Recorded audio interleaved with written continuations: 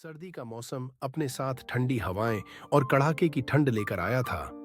पहाड़ों के किनारे बसे छोटे से गांव में बर्फ की सफेद चादर बिछ चुकी थी। सूरज की रोशनी भी ठंड को कम नहीं कर पा रही थी। इस गांव में एक गरीब लकड़हारा रामू रहता था, जो अपनी पत्नी सरला और बेटे मोहन के साथ जंगल के पास एक पुराने पेड़ के खोखले तने में बना घर बनाकर रहता था। रामू दिन भर जंगल से लकड़ियां काटकर बाजार में बेचता, जिससे मुश्किल से 2 वक्त की रोटी का इंतजाम हो पाता। इस बार ठंड बहुत तेज थी और रामू के पास न तो ढंग के कपड़े थे, न ही अच्छा खाना। उनका पेड़ का घर ठंड से बचने के लिए पर्याप्त नहीं था, लेकिन मजबूरी में उसी में रहना पड़ रहा था। सुबह हुई, पर सूरज की किरणें बादलों के पीछे छिपी हुई थीं। मोहन ने ठंड से कांपते हुए आंखें खोलीं। उसके पास केवल एक पतला कंबल था, जो ठंड रोकने के लिए नाकाफी था।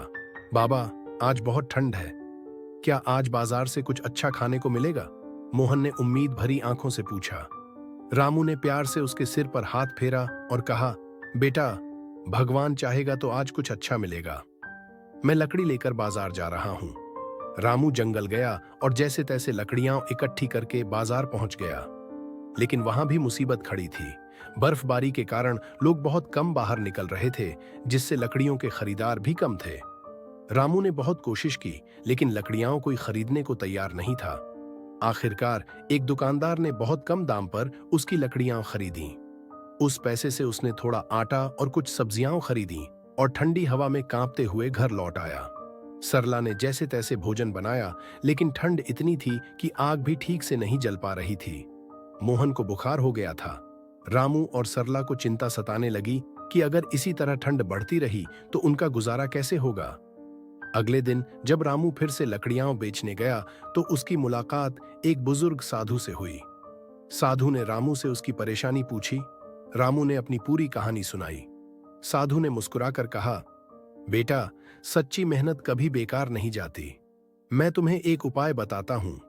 जंगल में एक विशेष पेड़ है, जिसकी लकड़ियां बहुत गर्मी देती हैं। उसे जलाने से घर में गर्मी बनी रहेगी और वह महंगे दामों में बिकती भी है। रामू को साधु की बात पर भरोसा था। उसने साधु के बताए स्थान पर जाकर वह लकड़ियां इकट्ठी की और बाजार में बेचीं।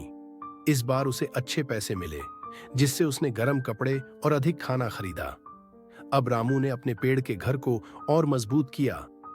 उसके चारों ओर मोटी लकड़ियां लगाईं, ताकि ठंडी हवा अंदर न आए।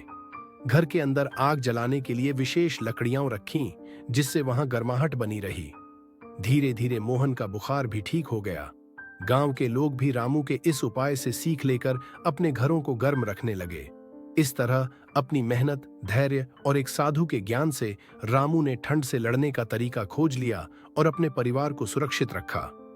यह कहानी हमें सिखाती है कि कठिन समय में धैर्य और बुद्धिमानी से काम लेने पर हर समस्या का हल निकल सकता है।